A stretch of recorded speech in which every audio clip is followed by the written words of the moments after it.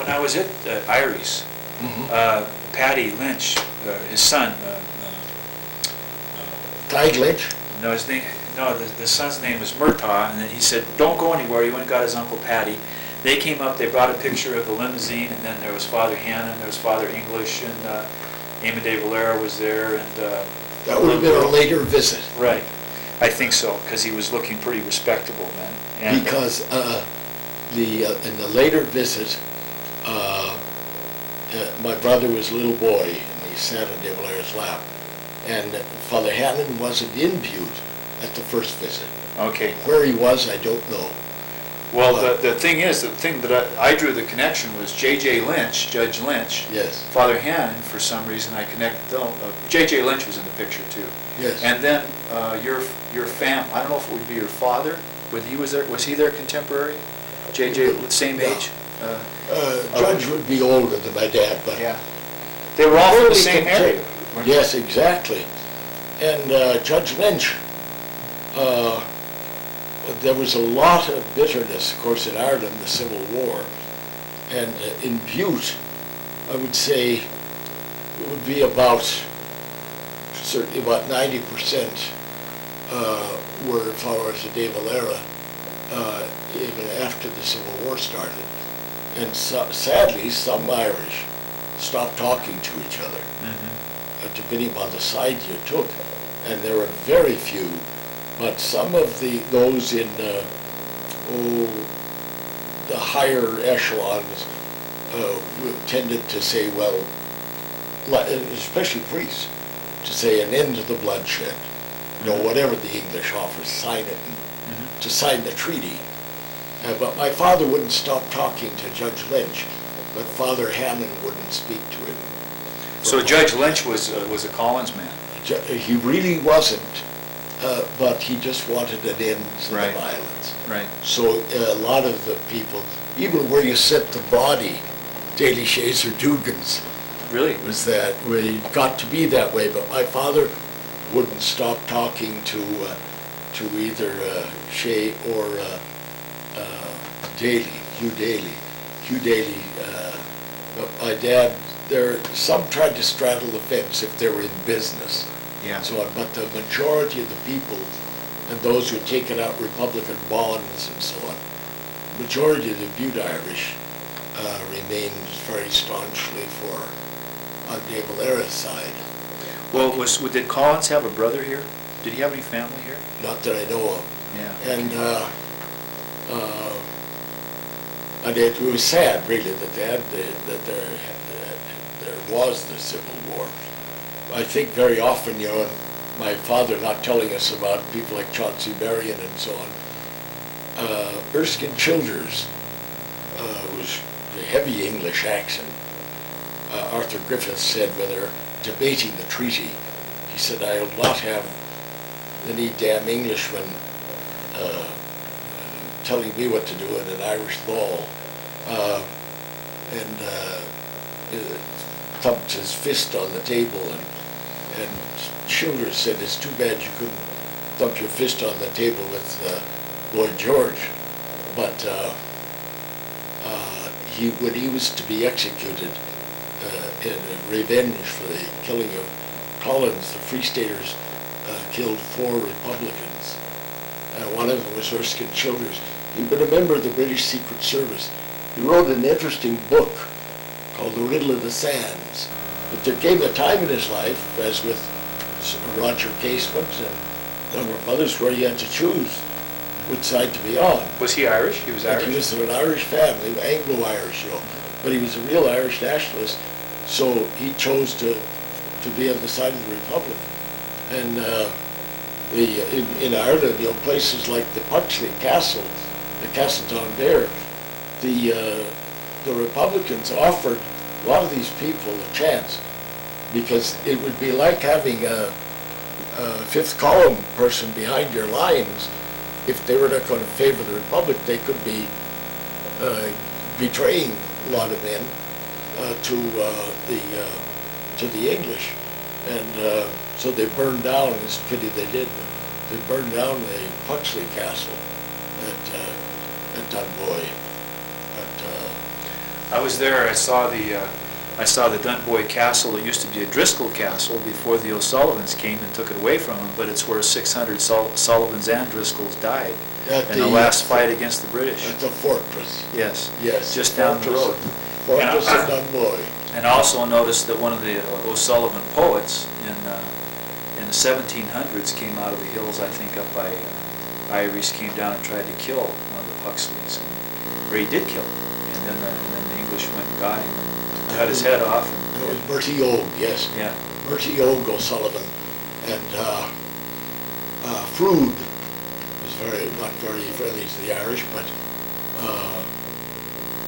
or to Catholicism, but he came very close to the Catholic Church under the influence of John Henry Newman.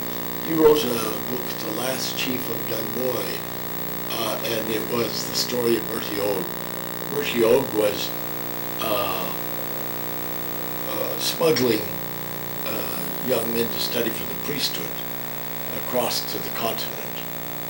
He had served in the army of Maria Theresa, and He said he was the best looking man in the French army.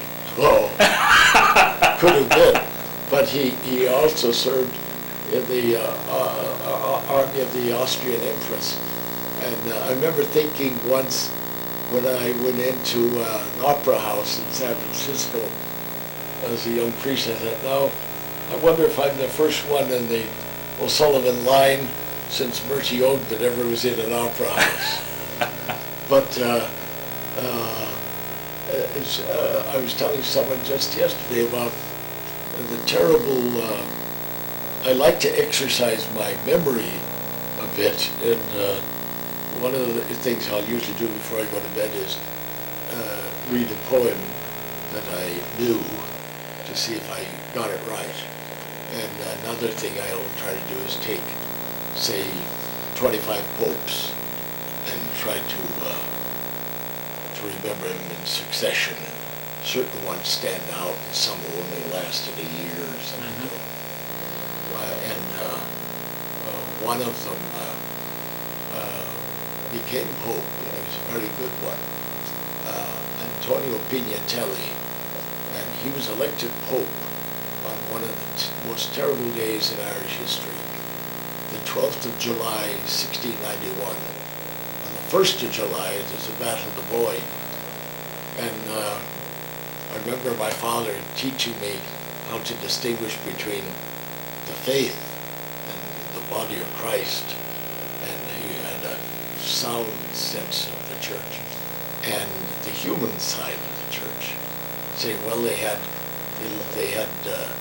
lit bonfires to celebrate the defeat of Louis XIV's surrogate James II.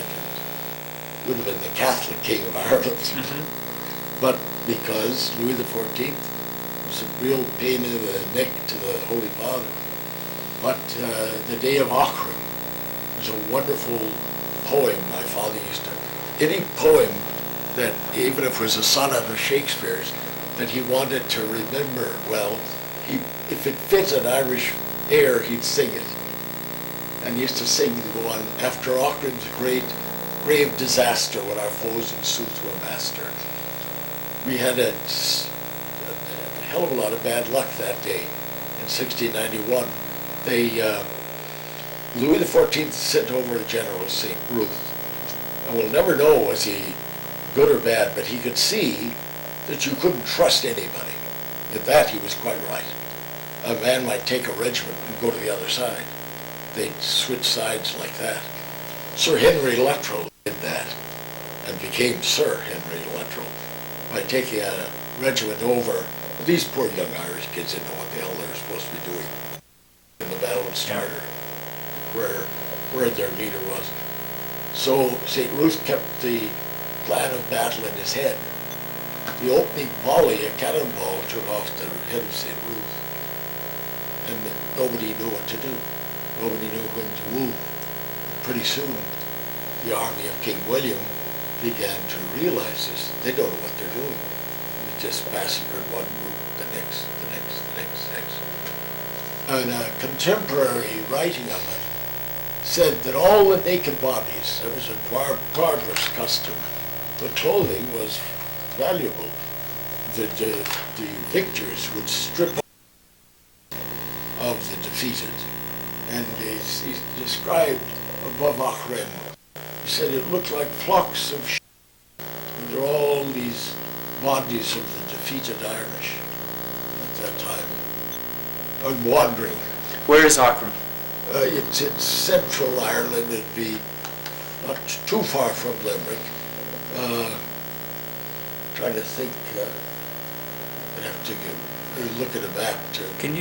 Would you tell me, Sarsfield, I know Sarsfield was important in Irish history, and Yes. I have tried to find out more about the man, And that, but I have not been able to find out. Tell me who Sarsfield was. he would be related to Charles II. He was Lord Lucan. He was Norman background, but became a romantic figure in Irish history. He was in the army.